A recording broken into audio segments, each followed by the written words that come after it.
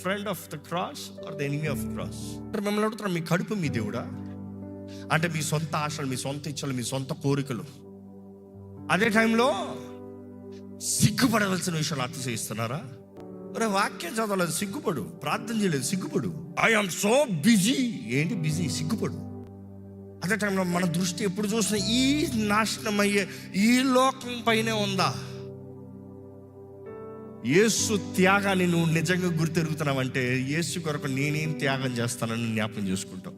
సజీవ యాగముగా, as a living sacrifice, put yourself on the altar. నువ్వు దేవుడి సొత్తు అయితే నీకు కలిగినంత దేవుడి సొత్తు అవుతుంది. ఈరోజు చాలా మంది జీవితాల్లో దీవెన లేదు. కారణం ఏంటంటే వారు సమర్పించుకోలేదు. ఈరోజు we always see the scary part.